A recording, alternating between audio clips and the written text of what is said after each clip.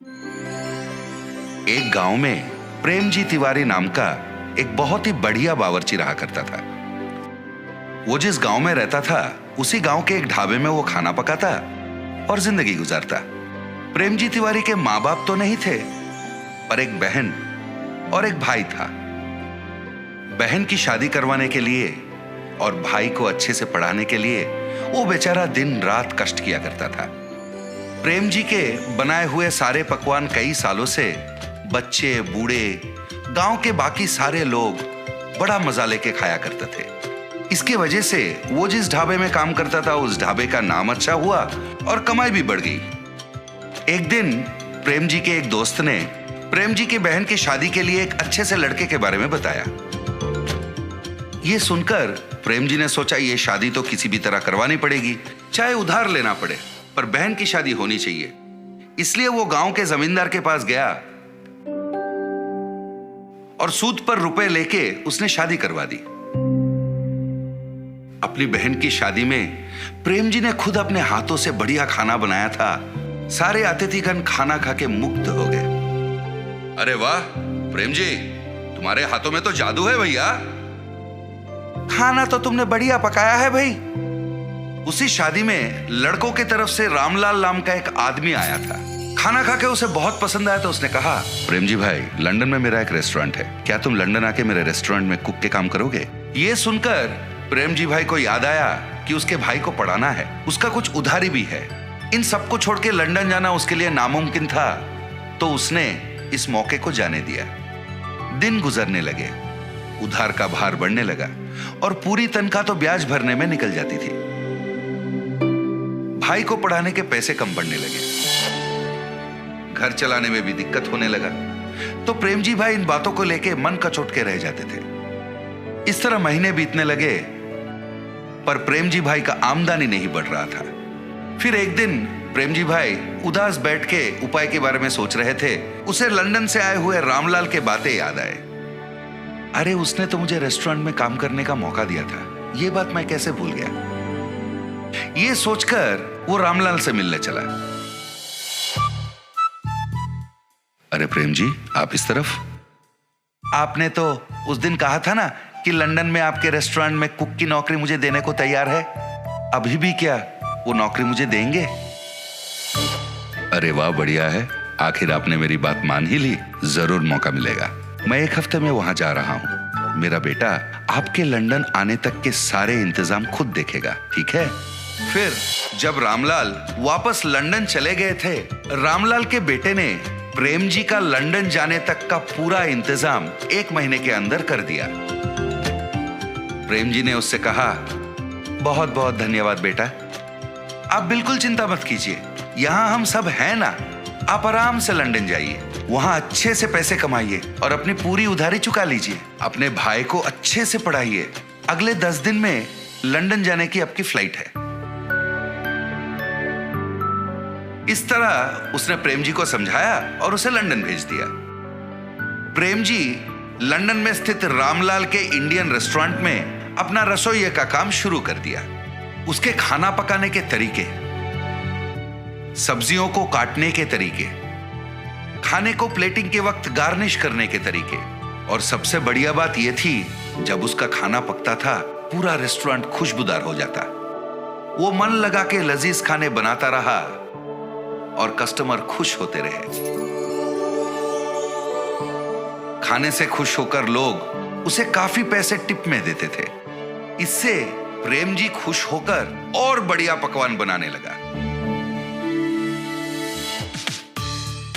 इधर महीने का तनख्वाह मिलता था और टिप की ऊपरी पैसे होने के कारण उसका आमदनी बढ़ गया, और जितने भी पैसे वो कमाता था पूरे पैसे वो इंडिया भेज देता। फिर रामलाल के बेटे से बात करता और उनसे कहता कि उन पैसों से उसकी उधारी चुका दे और उसके भाई को बढ़िया सा कॉलेज वगैरह में भर्ती करके पढ़ाए। इस तरह 6 महीने बीत गए। इन 6 महीनों में उसने कई बार पूछा कि मेरे भाई से फोन पर बात करवा दे, पर कोई ना कोई कारण बोलकर रामलाल के बेटे उसे टाल देता तो प्रेम जी को संदेह होने लगा। और फिर जब रामलाल अपने बेटे के साथ बात करते थे, वो चुपके से उनकी बातें सुनने लगा। एक दिन रामलाल से मिलने प्रेम जी जा ही रहे थे। उसने देखा रामलाल बहुत गुस्से में किसी से फोन पर बात कर रहा है, तो वो छिपके सुनने लगा।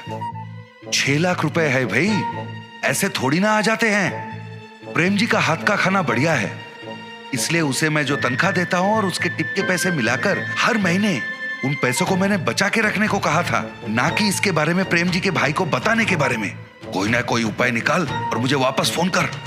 उनकी इन बातों को सुनकर वो तुरंत अपने घर गया, अपना पूरा सामान उसने समेट लिया और उसी वक्त वहां से निकल पड़ा। मैंने इन पे अंधविश्वास किया था और काम करने विदेश तक आ पहुंचा। 1 रुपए मेरा पैसा मैंने नहीं बचा, पूरा पैसा इनको सौंप दिया। पता नहीं उधर मेरे भाई और बहन किस हालत में हैं। पता नहीं मेरा सूद कितना बढ़ गया है। मुझे विश्वास नहीं हो रहा है कि अपने कुकर्मों के लिए इन लोगों ने मुझे वहां से यहां तक ले आया। वो बेचारा रास्ते के एक किनारे बैठकर दुखी हो रहा था। हे भगवान, अब तुम्हारा ही भरोसा है, तुम ही कोई रास्ता निकाल दो भगवान। वो बेचारा कुछ देर वहीं पर भगवान का स्मरण करते बैठा। अचानक से नील रंग के धुआं के बीच में से श्री कृष्ण पधारे। उन्होंने एक बालक का रूप धारण किया। फिर वहीं पर उन्होंने एक फूड स्टॉल को अपने माया से बनवाया और आके प्रेम जी के पास बैठ गए। अंकल, क्या ये फूड स्टॉल आपका है? मुझे बहुत भूख लग रहा है, कुछ पका के खिलाओगे? मैं पैसे भी दूंगा। वो आके प्रेम जी से बातें करने लगे, पर प्रेम जी को तो पता था वो फूड स्टॉल प्रेम जी का तो था ही नहीं।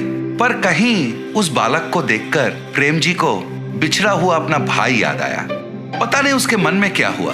वो उठा और उस फूड स्टॉल की तरफ बढ़ गया। फिर वहां रखे हुए सारे चीजों को देख के सोचने लगा, इसके खाने के लिए क्या पकाऊं? प्रेम जी ने फिर अपनी नजर इधर उधर दौड़ाई तो उसने देखा खाने के कई चीज रखे हुए थे। अरे पता नहीं ये फूड स्टॉल है किसका? इतने सारे खाने की चीजों को यहाँ छोड़ के कहाँ चले गए? वो सोच में पड़ गया।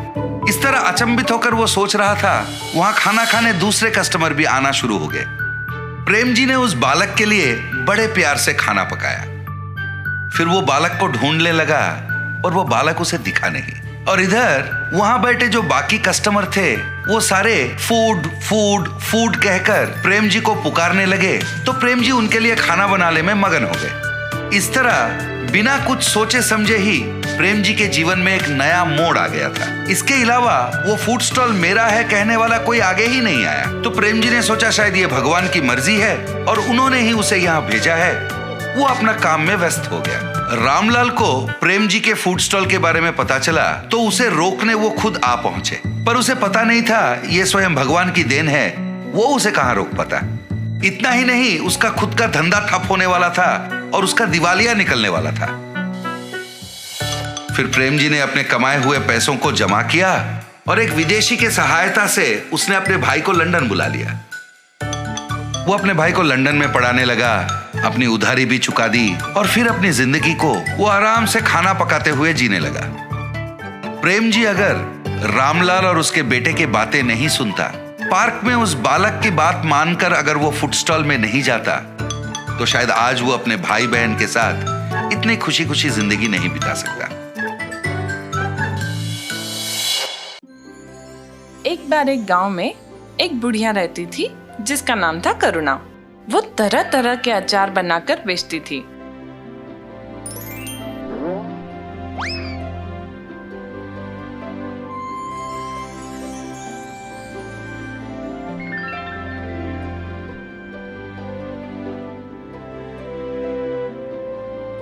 करुणा का स्वभाव बहुत ही अच्छा और मददगार था।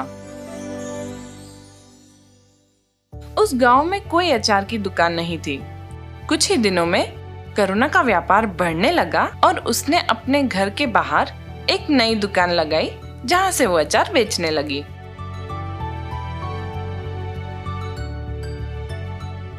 रोज की तरह करुणा अपनी दुकान में अचार बेच रही थी जब वहां एक विघ्नेश नामक व्यक्ति आया। एक अचार की बरनी कितने की है? एक बरनी 25 रुपए की है बेटा। ठीक है, मुझे एक बरनी टमाटर की अचार चाहिए। करुणा ने एक टमाटर के अचार की बरनी उसे दी। विघ्नेश ने उसे 50 रुपए दिए। करुणा ने अपनी पोटली में 50 रुपए रखकर 25 रुपए विघ्नेश को वापस दिए। विघ्नेश ने देखा कि करुणा की पोटली पैसों से भरी हुई है। करुणा की पोटली में बहुत पैसे हैं। किसी तरह मुझे वो पोटली उससे छीननी होगी, लेकिन कैसे? उसने सोचा कि मैं करुणा से पानी मांगता हूँ। करुणा पोटली रखकर विघ्नेश के लिए पानी लेने गई। करुणा के वापस आने से पहले मुझे वो पोटली लेनी होगी। जैसे ही विघ्नेश ने वो पोटली लेने की कोशिश की, तभी करुणा वापस आ गई। मेरी पैसों की पोटली क्यों उठा रहे हो विघ्नेश? कुछ देर तक उन दोनों में बहुत बहस चली।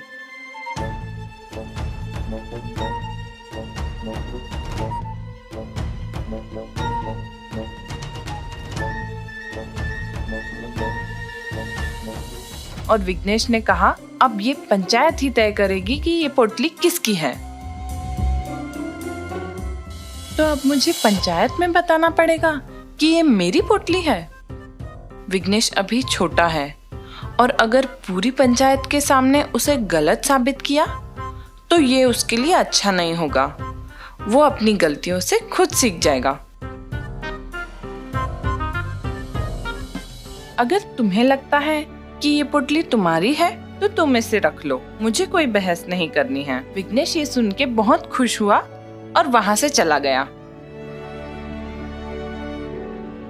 वो घर पहुंचते ही उस पोटली के पैसों को गिनने लगा। लगता है करुणा अचार बेचकर बहुत पैसे कमाती है, तभी उसने अपनी पोटली मुझे दे दी। मैं भी स्वादिष्ट अचार बनाकर बेचूंगा।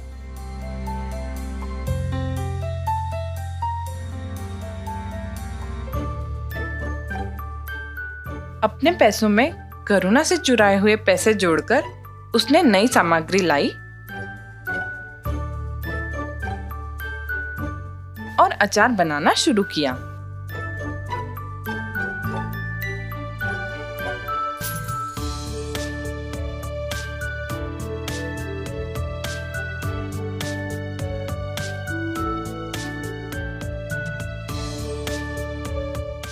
करुणा की दुकान के ठीक सामने विघ्नेश ने अपनी दुकान लगाई।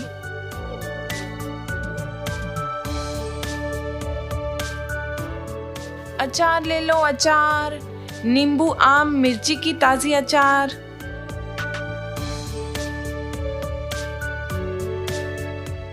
करुणा ने ये देखा कि इसने मेरे पैसों से अपनी दुकान एक मेरी दुकान के सामने लगाई है, लेकिन फिर भी करुणा के जो ग्राहक थे वो उससे ही अचार लेते थे।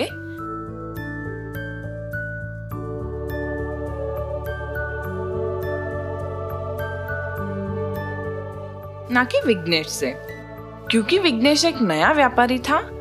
लोग उसकी दुकान से अचार नहीं ले रहे थे और इसके चलते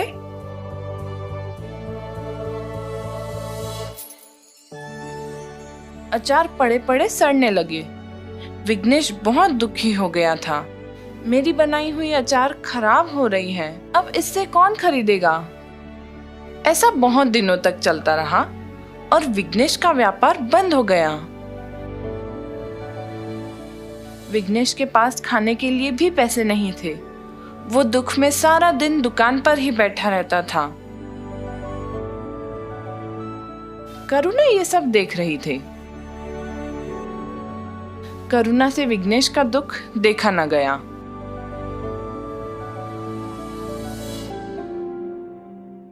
और वो उसके दुकान पर गई। विघ्नेश ने करुणा को देखकर भी अनदेखा किया। विघ्नेश, तुम क्यों दुखी हो?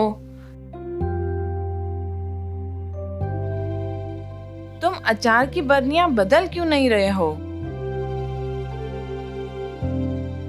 विघ्नेश ने करुणा को पूरी बात बताई। चिंता मत करो विघ्नेश, इस बार मैं जैसा बताऊंगी वैसे ही अचार बनाना। मैं तुम्हें अचार की पूरी सामग्री खरीदने के लिए भी पैसे दूंगी और जब तुम्हारा व्यापार फिर से चल पड़ेगा तब तुम मुझे मेरे पैसे लौटा देना। मैंने आपकी पोटली चुराई, आपकी दुकान के सामने अपनी दुकान लगाई और आप फिर भी मेरी मदद कर रही हैं। मैं ऐसा बुरा बर्ताव फिर कभी नहीं करूंगा।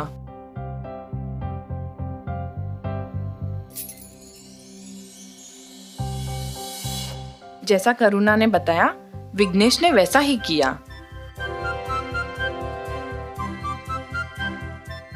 और जल्द ही उसका व्यापार बढ़ने लगा।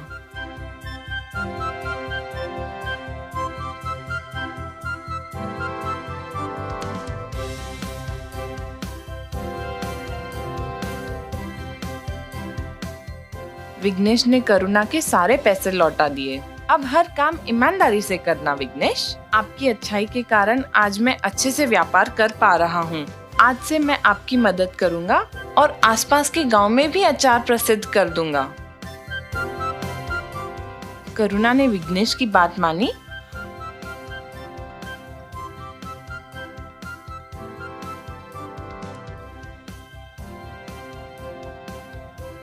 और अचार आसपास के गांव में बहुत प्रसिद्ध हुई। इससे उन दोनों को बहुत फायदा हुआ और वे दोनों हंसी खुशी रहने लगे।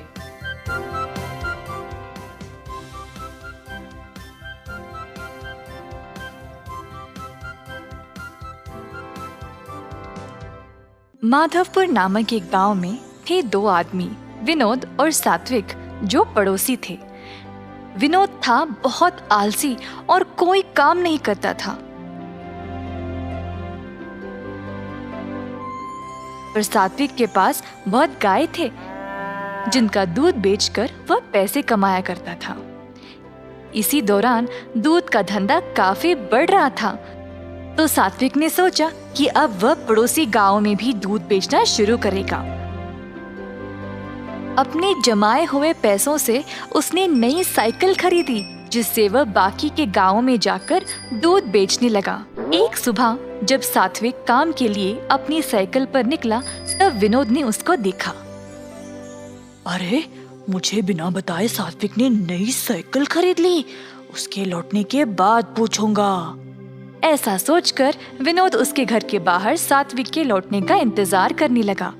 कुछ समय बाद सात्विक दूध बेचकर वापस आया। जब हो सात्विक,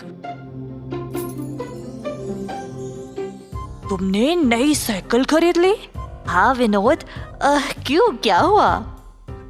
अरे कुछ नहीं, बस यही जानना चाहता था कि नई साइकिल के लिए पैसे कहाँ से आए। भाई, आज तक जो भी दूध बेचा ना, उसमें से मैंने थोड़ा थोड़ा जमाया इस साइकिल के लिए, जिसकी मदद से अब मैं पास वाले गांव में भी जाकर दूध बेचने लगा हूँ। अच्छा, अरे तू तो काफी समझदार निकला सात्विक। विनोद हंसते हुए सात्विक के लिए खुश होने का नाटक किया और फिर अपने घर चला गया। घर जाकर विनोद सोच में पड़ गया कि इतने कम समय में सात्विक ने नई साइकिल खरीद कैसे ली। विनोद ने खुद तो कुछ नहीं लिया। उदास होकर विनोद गहरी सोच में ही डूबा रहा। मैं क्यों इतना उदास रहूं? अगर मैं भी सात्विक की तरह कुछ काम करूं तो पैसे जमा कर मैं भी अपनी मनपसंद चीजें खरीद सकता हूं, पर मैं करूं क्या? अरे हाँ, मुझे तो जलेबी बनाना बहुत अच्छी तरह से आता है। हाँ, मैं एक जलेबी की दुकान शुरू करूंगा। फिर अगले दिन विनोद ने अपनी एक छोटी सी दुकान खोल ली और गरम गरम जलेबी बेचने लगा।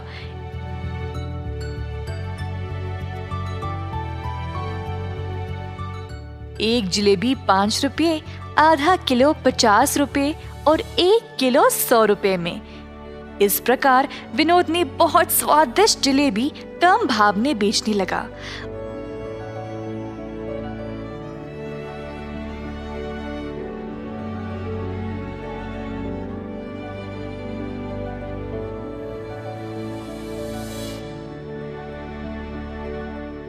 उसके गर्मा गर्म जलेबियों की सुगंध गांव के कोने कोने तक पहुंच गई। गांव के सारे लोग विनोद की दुकान पर आने लगे मजेदार जलेबियों का स्वाद लेने के लिए।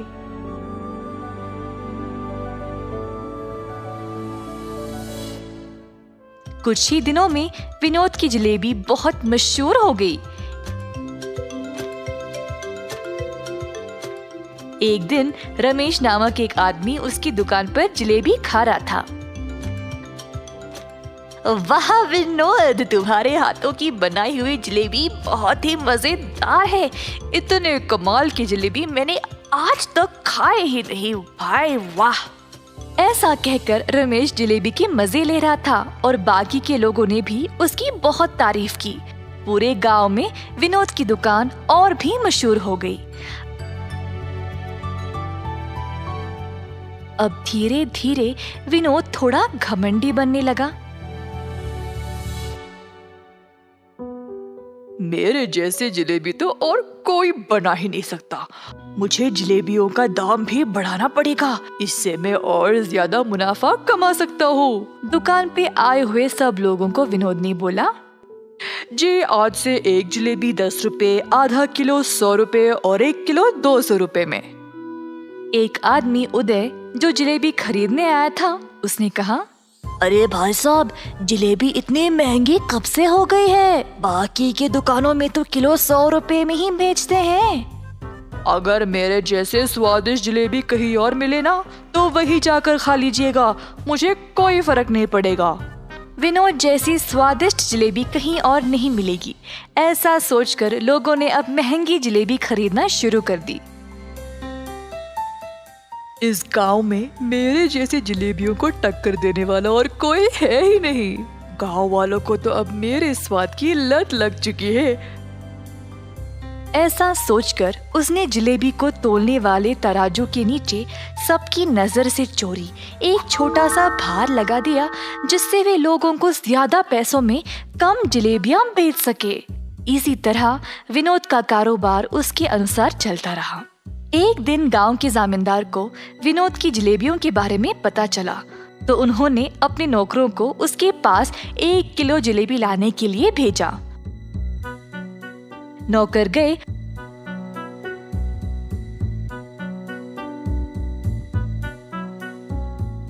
और विनोद के यहाँ से 1 किलो जलेबी ले आए और जमींदार जी को दे दिया। जमींदार जी ने देखा कि जलेबियां तो 1 किलो से कम है। मैंने तो 1 किलो मंगवाया था, ये तो उससे कम है। मेरे आदेश का पालन क्यों नहीं किया? कहा जमींदार जी ने गुस्से से। साहब जी, हमने तो दुकानदार को 1 किलो ही देने को बोला था और फिर उसने इतना ही दिया। हमारी कोई गलती नहीं है प्रभु। चलो हम इस जलेबी वाले के पास जाकर देखते हैं कि वह असल में कर क्या रहा है। दुकान के पास पहुंचने ही वाले थे जब जमींदार जी ने एक भिखारी को उस जलेबी की दुकान की ओर जाते हुए देखा, तो वह रुक गए और अपने नौकरों को भी रोक दिया। जमींदार जी देखना चाहते थे कि दुकानदार उस भिखारी को किस तरह जलेबी बेचेगा। जमींदार और उनके नौकर पास वाली दुकान के पास खड़े होकर नजारा देखने लगे। एक जलेबी कितने की है भाई साहब? एक जलेबी 10 रुपए। भिखारी के पास थे सिर्फ 2 रुपए, तो उसने वो निकाला और बोला, बस एक जलेबी दे दो।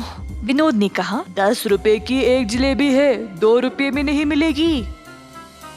ये सुनकर भिखारी वहाँ से जाने ही वाला था जब विनोद ने उससे रोककर कहा, हो, तूने यहाँ पर खड़े होकर मेरे जलेबियों का सुगंध लिया है, उसके लिए वो 2 रुपये। हे भगवान, मेरे पास तो ये 2 रुपये ही है और तुम ये भी इतनी बेरहमी से मांग रहे हो, मैं नहीं दूंगा।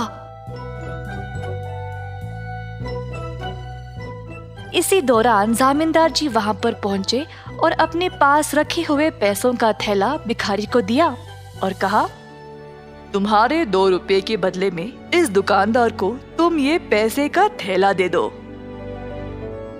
अरे आप तो बड़े लोग हो साहब, आपको तो न्याय करना चाहिए। अगर आप इस दुकानदार को पैसे दे दोगे तो कैसे? मेरी बात मानो और दुकानदार को ये पैसे दे दो। भिखारी ने माना और पैसे विनोद को देने गया जब जमींदार ने कहा, 1 मिनट रुको, इस थैले को पहले जोर से हिलाओ। भिखारी ने थैले को जोर से हिलाया तो थैले में से सिक्के छन छन करने लगे। पैसों की आवाज सुनाई दी क्या विनोद? सुनाई दी साहब। अगर ये बात है तो फिर भिखारी ने अपना भुगतान दे दिया है। क्या साहब, पैसे तो इसने दिए नहीं और आप बोल रहे हो कि दे दिए? पैसे की आवाज तुमने सुन ली ना, बिल्कुल उसी तरह जिस तरह भिखारी ने तुम्हारी जलेबियों की सुगंध सूंघ ली थी। तुम्हें तुम्हारी जलेबियों की सुगंध के पैसे इस थैले के पैसों की आवाज से ही मिल गई। तुरंत विनोद को अपनी गलती का एहसास हुआ और उसने जामींदार जी से माफी मांगी। तुमने केवल यही गलती नहीं की, तुम्हारे जलेबियों का मूल्य बाकी की दुकानों से बहुत ही ज्यादा है और उसके ऊपर गलत तरीके से तोलकर तुम ज्यादा पैसों में कम जलेबियां बेचते हो। साहब जी, बस एक बार के लिए मेरी गलती को माफ कर दो, मैं ऐसी गलती दोबारा कभी नहीं करूंगा। तुमने आज तक बहुत गलतियां की है, तुम्हें तो इस गरीब को एक जलेबी भी देने का मन नहीं किया। अब मैं तुम्हें ये आदेश देता हूँ कि अभी इसी वक्त अपनी इस जलेबी की दुकान को बंद करो। ये बात सुनकर विनोद बहुत डर गया और उदास हो गया। जामींदार जी से गिड़गिड़ाकर माफी मांगता रहा जब उसी रास्ते सात्विक आया। विनोद की परिस्थिति देखकर सात्विक उसकी दुकान पर आया और बोला, जामींदार साहब, मैं आपसे विनती करता हूँ, कृपया आप विनोद को इस बार माफ कर दे। सात्विक के अच्छे स्वभाव के बारे में जानते हुए इस बार तो सात्विक की बात सुनकर उसके अच्छे बर्ताव को ध्यान में रखते हुए मैं तुम्हें माफ कर देता हूँ विनोद। कम से कम अब से पूरा मन लगाकर मेहनत से और ईमानदारी से अपना काम करो। ऐसा कहते हुए जामींदार जी वहाँ से चले गए।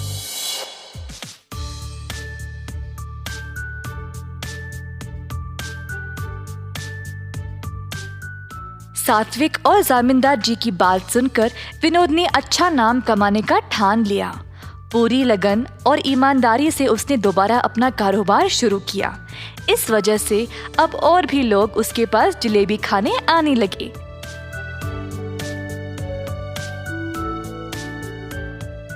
अंत में विनोद खुशी खुशी से और सच्चाई से अपना जीवन बिताने लगा।